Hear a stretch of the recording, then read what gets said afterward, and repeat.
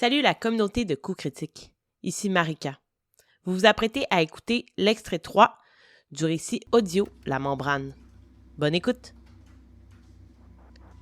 Bien qu'elle éprouvât un certain dégoût à l'admettre, Ségolène devait s'avouer que la jeune Valcourt avait de l'audace. Ce sentiment n'avait pas été suscité par la confrontation directe de la jeune fille avec les membres du centre. Il y en avait eu d'autres avant elle qui avaient emprunté ce même sentier, mais plutôt car elle avait su où frapper pour attiser leur curiosité. Malgré tout le mépris que pouvait ressentir la présidente du CRC à l'égard des gens de la périphérie, il y avait une qualité qu'elle chérissait plus que tout, la ruse. Elle saurait l'utiliser à des fins personnelles. Tout n'était qu'une question de contrôle, de subtilité et de lien. Telle une agile araignée, elle parviendrait à tisser une toile de laquelle Villanelle Valcourt ne pourrait s'extirper. Aux premiers abords, la constitution de la nouvelle équipe d'exploration suivait le schéma préétabli. La sélection de chaque membre s'était faite avec parcimonie, après une analyse rigoureuse des dossiers des candidats potentiels. L'inaccoutumée s'était déclarée avec l'intervention de la fille d'Alaric. Elle était passée sous le radar alors qu'elle semblait présenter plusieurs attributs garants de porter leurs fruits de l'autre côté de la membrane. Comment n'avait-il pas pu s'en rendre compte? Il faudrait qu'elle prévoie une rencontre urgente avec la division de la nomination et quelqu'un devrait payer le prix de cette erreur. Combien de possibles concurrents flânaient encore dans les ruelles sans qu'ils les remarquent? Quel gaspillage permettait-il en ce moment même? Elle replaça une mèche rebelle dans son chignon serré alors qu'elle examinait minutieusement les différentes caméras qui captaient le déplacement de Villanelle, de Kilian et des deux gardes les accompagnant. Si elle voulait les accueillir à l'entrée des grandes portes, elle devait se mettre en route maintenant. Le centre était long à traverser et elle risquait fortement d'être arrêtée à de multiples reprises en chemin. Elle se déplaça jusqu'au miroir plein-pied qui se trouvait derrière la porte et se jeta un dernier regard.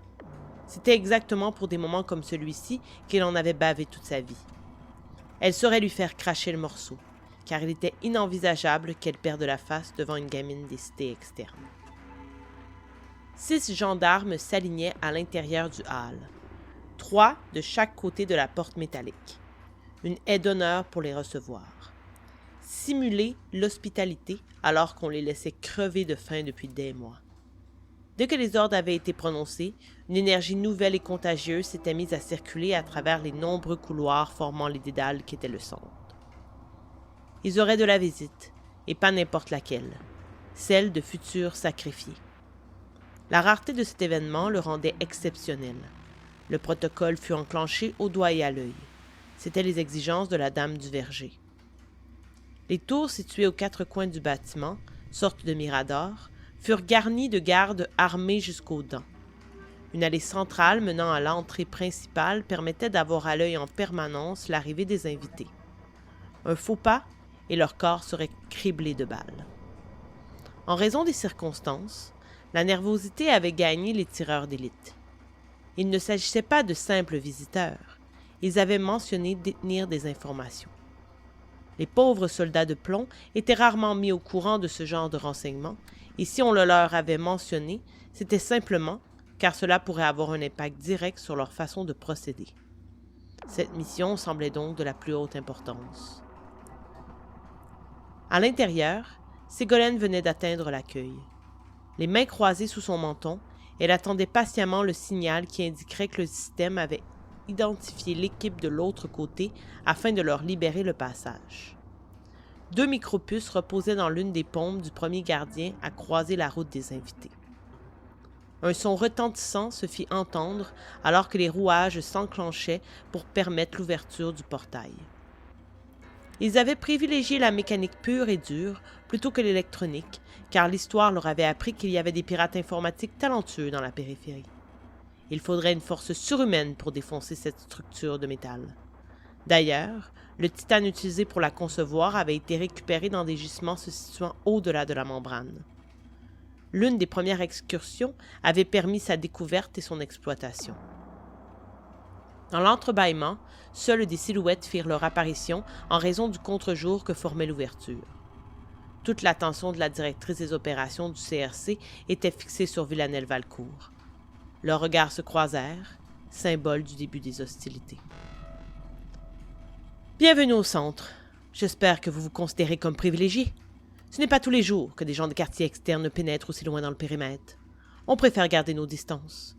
Je suis certaine que vous en comprenez les raisons, qui m'apparaissent évidentes. » Elle avait prononcé ces mots de bienvenue avec une voix hargneuse mais contrôlée. Ségolène Duverger n'en faisait jamais trop. « Nous nous voyons dans l'obligation de vous soumettre à certaines conditions afin de vous donner accès à nos appartements. Sergent Palmer, veuillez introduire les puces sous l'oreille gauche de nos invités, je vous prie. » Le garde s'apprêtait à s'exécuter lorsque Villanelle eut un mouvement de recul. Elle balaya le vide de sa main, comme on chasse une mouche qui nous empête depuis un moment. « Je vous déconseille de résister, jeune femme. Vous avez franchi l'enceinte d'un bâtiment strictement réservé. Vous en savez déjà trop pour que nous ayons la gentillesse de vous laisser quitter tranquillement. Lorsque vous verrez à nouveau la lumière du jour, ce sera pour gagner l'habitacle d'une camionnette qui vous conduira vers les frontières du territoire menant à la membrane. Maintenant, ayez l'obligeance de permettre au sergent Palmer d'accomplir son travail. » Les deux jeunes gens cédèrent. La résistance abandonnée, les consignes furent appliquées. Une douleur vive mais soudaine se déploya dans le cou de Villanelle et de Killian lors de l'introduction du corps étranger dans leur organisme. Cela ne dura qu'une seconde. C'est ce qui précéda la marche qui les mènerait jusqu'au sommet, jusqu'au cerveau. La fille Valcourt avait prévu de préparer mentalement le discours qu'elle offrirait aux autorités durant le chemin jusqu'au bureau, mais les lieux retinrent trop son attention pour qu'elle puisse accorder une seule seconde de sa concentration à ce qui serait à venir.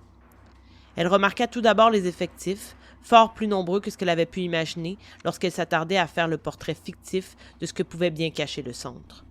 En bref, elle avait cru, à tort, que cet endroit prenait les airs d'une grande tour dans laquelle les employés se la coulaient douce, passant de buffets débordants à des sièges confortables pour s'entretenir de conversations banales et insignifiantes. Elle se rendit rapidement compte de son erreur. Il aurait été plus aisé de comparer le centre à une fourmilière, car il y avait des hommes et des femmes partout. Arpentant un long couloir, elle put observer à travers les vitres épaisses de fenêtres larges, certains d'entre eux portant des combinaisons qui devaient produire des bruits de frottement à chaque mouvement, vu le matériel dans lequel elles semblaient fabriquées. On ne pouvait distinguer leur visage, cachés derrière une protection réfléchissante et opaque. Gantés jusqu'au coude, ils manipulaient des échantillons en flacons qu'ils s'échangeaient avec précaution, comme s'ils tenaient là le plus précieux des trésors.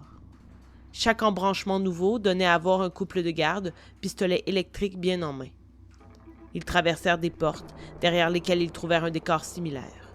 Certaines pièces prenaient davantage l'apparence de bureaux. Femmes et hommes étaient attablés devant des documents, crayons en l'air ou doigts en suspens au-dessus des claviers des ordinateurs, prêts à prendre les notes nécessaires à faire avancer les dossiers.